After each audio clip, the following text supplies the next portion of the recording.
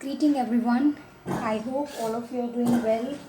So today we are going to read the second chapter of class 8 of book Honeydew. Okay. The name of chapter is The Tsunami.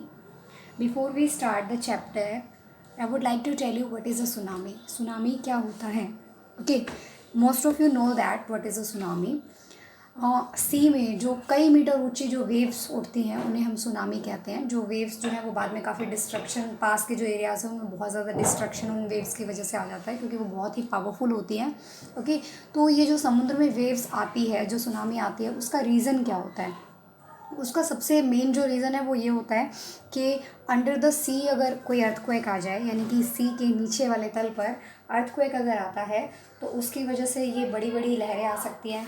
दूसरा इसका कारण हो सकता है landslide होना, समुद्र के आसपास या समुद्र के नीचे लैंडस्लाइड होने से भी सुनामी वेव्स आ जाती हैं। और तीसरा रीज़न हो सकता है वोल्केनिक इरप्शन, यानी कि वोल्केनोज़ का फटने की वजह से भी सुनामी आ जाती है। ठीक है, so let's start the chapter. A tsunami is a very large and powerful wave caused by earthquakes under the sea. जो सुनामी है वो बहुत बड़ी और बहुत पावरफुल वेव्स होती हैं जो किस वजह से आती हैं? सी के नीचे अर्थक्वेक आने से। On 26 December 2004, a tsunami hit Thailand and parts of India such as Andaman and Nicobar Islands. 26 दिसंबर 2004 को एक सुनामी जो थाईलैंड को हिट करती है, उसके साथ साथ इंडिया के कुछ पार्ट्स को, for example Andaman and Nicobar island और तमिलनाडु का जो कोस्ट है उसे वो हिट करती है। Here are some stories of courage and survival. और इस चैप्टर में हम कुछ छोटी छोटी स्टोरीज पढ़ेंगे लोगों के करेज की, यानी कि उनके साहस की, और सर्वाइवल की, कि कैसे वो सुनामी में जीवित रह पाए। Okay, did animals sense that tsunami was coming? Did animals sense that tsunami was coming? क्या एनिमल्स को पता था कि सुनामी आ रही है? देखिए, हम में से कुछ लोग कहते हैं ऐसा कि एनिमल्स जो हैं वो किसी खतरे को पहले से ही सेंस कर लेते हैं, उन्हें पहले ही पता चल जाता है कि ऐसी कोई कैटास्ट्रॉफी आने वाली है। ओके, तो यहाँ पर हम कुछ स्टोरीज़ पढ़ेंगे जिनको पढ़ के हमें लगेगा कि शायद एनिमल्स को पहले ही पता चल गया था कि सुनामी आने वाली थी, क्योंकि इस चैप्टर्स में हम देखेंगे कि जो आंकड़े जो है वो ये दिखाते हैं कि जो ह्यूमन बीइंग हैं वो ज़्यादा मरे थे और एनिमल्स के जो नंबर था मरने का वो बहुत ही कम था। Okay, some stories suggest they did. कुछ स्टोरीज़ को पढ़ने से ऐसा लगता है कि यस, एनिमल्स को पहले से ही पता चल गया था कि सुनामी आने वाली है। ये देखिए, एक सीन है सुनामी का, कितना भयंकर है। Okay, so we will read the stories of tsunami. These stories are all from Andaman and Nicobar archipelago. Archipelago क्या होता है? ग्रुप ऑफ आइलैंड को हम आर्किपेलेगो कहते हैं। ओके, ग्रुप ऑफ आइलैंड और उसके आसपास जो सी होता है, उसको सराउंडिंग जो सी होता है उस एरिया को हम आर्किपेलेगो कहते हैं। ठीक है, तो ये जो स्टोरीज़ हैं वो अंडमान और निकोबार के द्वीप समूह से है। Okay, Ignatius was the manager of cooperative society in Katchal. Katchal जो है एक आइलैंड का नाम है। ओके, तो कहता है कि इग्निशियस जो है वो कोऑपरेटिव सोसाइटी का मैनेजर था। कोऑपरेटिव सोसाइटी क्या होती है? कोई भी सोसाइटी जहाँ पर कोऑपरेशन के साथ कोई काम किया जाता है उसे हम कोऑपरेटिव सोसाइटी कहते हैं। His wife walk him up at 6 AM because she felt an earthquake. उसकी वाइफ ने उसे सुबह 6 बजे उठाया क्योंकि उसे एक भूकंप के झटके महसूस हुए। Igneous carefully took his television set off its table and put it down on the ground so that it would not fall and break. Igneous ने बड़ी केयरफुली, मतलब सावधानी के साथ, अपने टेलीविज़न को उठाया टेबल पे से और ज़मीन पर रख दिया ताकि भूकंप की वजह से वो नीचे गिर के टूटे ना। Then the family rushed out of the house. और तब जो फैमिली है वो घर से बाहर, जल्दी से घर से बाहर निकल गई। ओके, रश आउट होता है मतलब स्पीड से चले जाना कहीं पर। Okay, when the tremor stopped they saw the sea rising. और जब ट्रेमर्स होते हैं शेक। ओके, जैसे भूकंप आने पर जो धरती हिलती है, ज़मीन हिलती है, उसे हम क्या बोलते हैं? Tremor. Okay, when the tremor stop, जब धरती हिलनी बंद हो गई, दे सा द सी राइजिंग, तो उन्होंने देखा जो सी है वो राइज हो रहा था। दैट मीन्स कि उसका वाटर लेवल जो है वो बढ़ता जा रहा था। In the chaos and confusion, कहता है कि केओस और कन्फ्यूज़न में, केओस और कन्फ्यूज़न का मीनिंग क्या होता है, मतलब कम्प्लीटली डिसऑर्डर एक तरह से, जहाँ पर कोई भी ऑर्डर ना हो। ओके, वो लोग कंफ्यूज हो गए थे। Two of his children caught hold of the hands of their mother's father and mother's brother and rushed out in the opposite direction। कहता है कि उस कन्फ्यूज़न में उसके दो बच्चों ने उसकी मम्मी के पापा यानी कि उसके नाना और मम्मी के भाई यानी उसके मामा के हाथ पकड़े और वो अपोजिट डायरेक्शन यानी कि उल्टी दिशा में दौड़ना उन्होंने शुरू कर दिया। He never saw them again, और वो उन्हें दोबारा कभी नहीं देख पाया। His wife was also swept away, और उसकी वाइफ भी, स्वेप्ट अवे का मतलब होता है बह जाना। ओके, तो उसकी वाइफ भी जो है वो पानी में बह गई। Only the 3 of his children who came with him were saved. सिर्फ उसके वो 3 बच्चे जो उसके साथ आए थे वो ही बच पाए थे।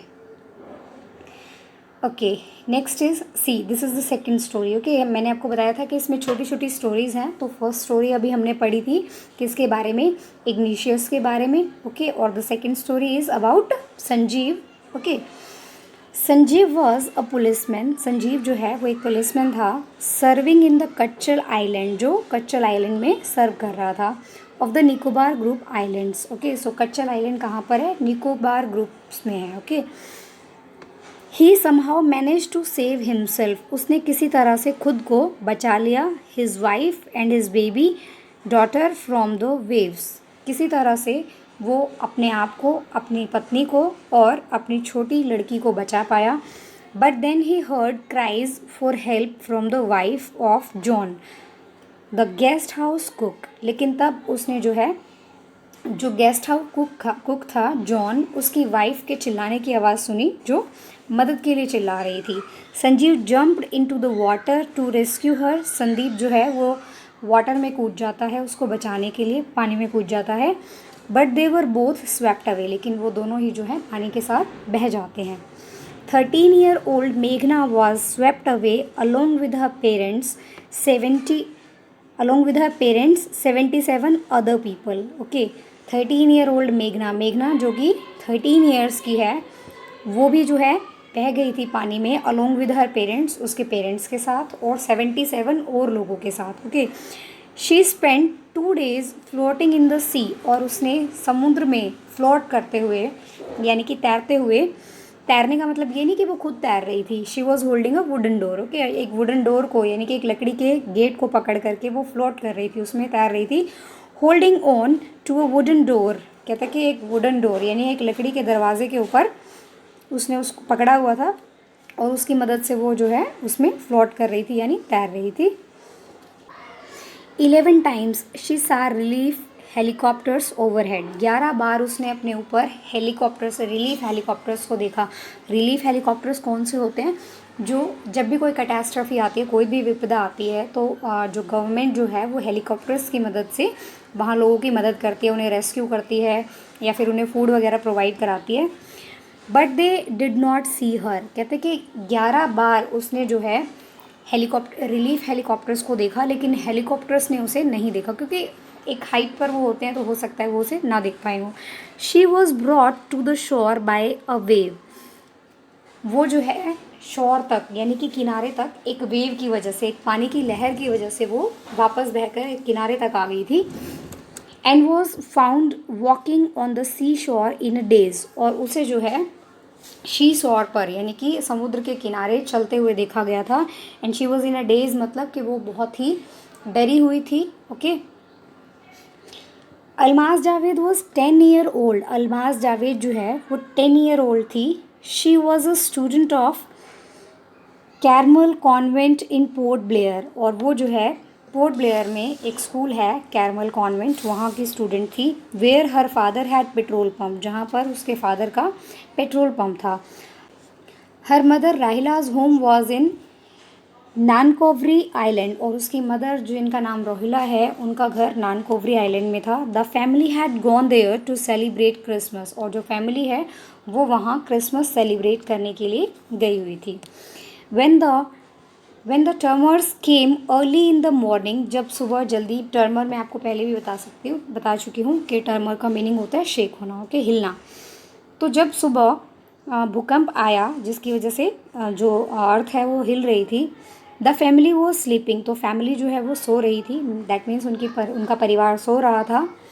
अलमाज फादर सा द सी वाटर रिसीड, तो उसके फादर ने देखा कि जो सी वाटर है वो वापस पीछे जा रहा था। ओके, रिसीड का मतलब होता है कम होना या वापस मूव बैक करना। Okay, he understood that the water would come up rushing back with great force, और उसके फादर ने इस बात को समझ लिया कि जो वाटर अभी पीछे जा रहा है वो फिर से वापस आएगा और ज़्यादा फोर्स के साथ आएगा और भी ज़्यादा पावरफुल होगा। He walk everyone up and tried to rush them to a safer place, उसने वहाँ सभी को उठाया, दैट मीन्स उस पूरी फैमिली को उठाया और वहाँ से उन्हें किसी सेफर प्लेस पर ले जाने की कोशिश की। As they ran her grand father was hit on the head by something, और जैसे वो वहाँ से दौड़ने लगी तो उसके जो ग्रैंड फादर थे उनके सिर पर किसी चीज़ से चोट लग गई। Her father rush to, one second, and he fell down, और उसके जो ग्रैंडफादर है वो गिर गए थे। Her father rush to help him, और उसके जो फादर हैं वो दौड़े उसकी मदद करने के लिए। Then came the first giant wave that swept both of them away, और जैसे ही वो उसकी मदद करने के लिए गए तो जो पहली जाइंट मीन्स बहुत बड़ी, जो पहली बड़ी वेव आई थी वो उन दोनों को अपने साथ बहा करके ले गई। Almaz Almaz mother and aunt stood clinging to the leaves of coconut tree, Almaz की माँ और उसकी आंट जो है वो वहाँ पर एक कोकोनट ट्री के जो लीव्स थे उनको पकड़ के, क्लिंग का मतलब होता है किसी चीज़ को बहुत टाइटली पकड़ लेना, ठीक है, या हिंदी में हम कह सकते हैं कि उसके साथ चिपक करके वो खड़े हुए थे। कॉलिंग आउट टू हर, और वो उसको बुला रहे थे, कॉल आउट मतलब बुलाना। A wave uprooted the tree, और लेकिन एक वेव आती है, ठीक है, यानी कि एक बहुत बड़ी लहर आती है जिसने उस ट्री को अप्रूट कर दिया, यानी जड़ से उखाड़ दिया। अप्रूट का मीनिंग होता है जड़ से उखाड़ देना।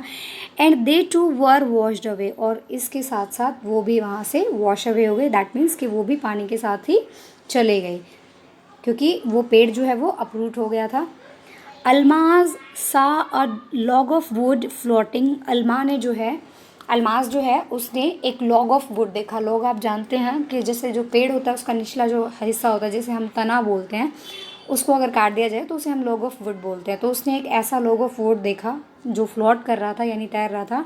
She climbed on to it, तो वो जो है उस लॉग के ऊपर चढ़ जाती है।